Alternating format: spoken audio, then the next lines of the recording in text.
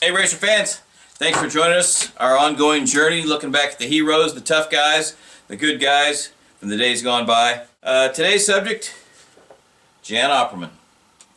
Long before the World of Outlaws came along, there was Jan Opperman. He's kind of put the outlaw in sprint car racing. He was the first really well-known outlaw sprint car driver that kind of captured everybody's imagination. Started in motorcycles in California, graduated midgets, then sprint cars, and by the early 70s he's winning races in Pennsylvania or Tampa, Florida in the winter, like this shot right here. But Jan always wanted to run the Indy 500. That was his goal. And he knew that probably he had to be a USAC driver. He kind of messed around with USAC in 71, 72 on temporary permits. But in 72 he won 44 or 45 features out of 90 races running all over the country. So in 73 he decides, I'm going to come to the Indianapolis Motor Speedway, but I'm going to be a USAC driver because that's the only way I'm going to get there. So he goes to the Speedway with his buddy Tim Coffeen, and they introduce themselves to Parnelli Jones. And he says, Mr. Jones, you got a car sitting over there, I'd like to drive it if you don't have any plans for anybody else. Parnelli says, how many races did you run last year, kid? He said 101. So he calls his partner Val Melicic and he says, hey, let's put this guy in our other car. So he becomes teammates with Mario Andretti. Here he is with Mr. Parnelli Jones. Qualifies easily for the race, passes the rookie test in the first day. Everybody said, oh, the only way he got that ride was to trim his hair. No, he got a haircut because I think Viceroy was on the side of the car and decided Jan was going to look more respectable to be an Indy 500 driver. But he did a hell of a job, and then he becomes what we always knew he was. He was one of the best ever on dirt. This is a classic John Mahoney shot of Jan in 1974 at Eldora after winning the feature. You can see blood coming out of his nose. He was leading the race, gets hit with a rock.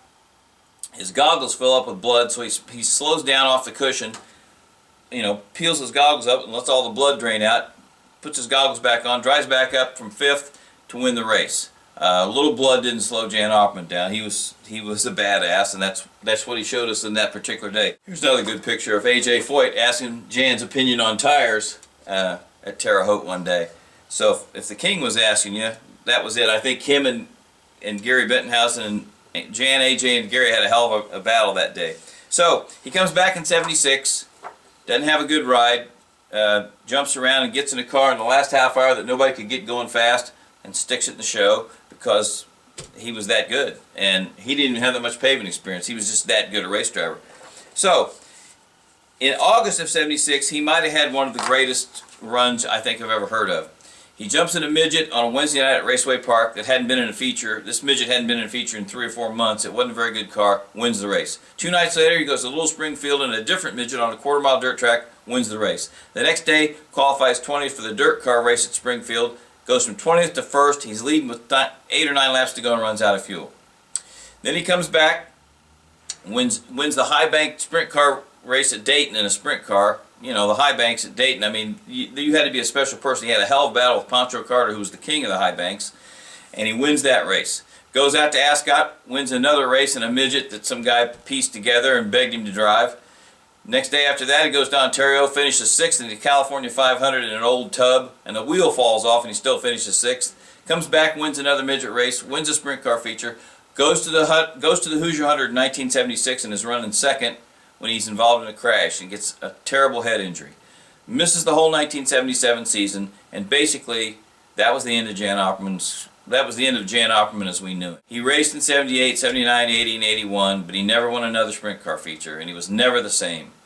And as Tim Coffeen said, he just never had that look like he had that eye of the tiger look before he got hurt in 1976. But people said, why does he keep racing? Well, because that's what he did. That was all he knew how to do, was drive race cars, and so he's trying to support his family. And he might have won a modified race in Oklahoma, but he never won another sprint car race. He has a bad crash at Altamont in 80, knocks him out. 81, he has another bad crash in Jennerstown, Pennsylvania. That causes a series of strokes, leaves him partially paralyzed, and he's in and out of a wheelchair and just being disabled the last 16 years of his life. His 80-year-old parents were trying to take care of him. He didn't have any money. And, Jan, it was almost a shame that he couldn't have just lost his life at Jennerstown that night instead of lingering for 16 years. And people would go see him and he wouldn't recognize them. And it was a sad ending to such a charismatic career. There were some people always said, he was kind of a phony, the racing hippie and all that. Well, I can tell you what, he wasn't a phony. He was a fabulous race driver, and he was a good person. He won a race in Hamburg, New York one night, drove all night to community hospital and left $150 on the nightstand next to the hospital bed of a fellow race driver who was down on his luck and didn't have any money to feed his family. That was kind of the way Jan was. And if you were lucky enough to watch this guy before he got hurt in the 70s, you know he was one of the greatest of all time. Jan Opperman. All right, this is Robin Miller for RACER.com. Thanks for watching.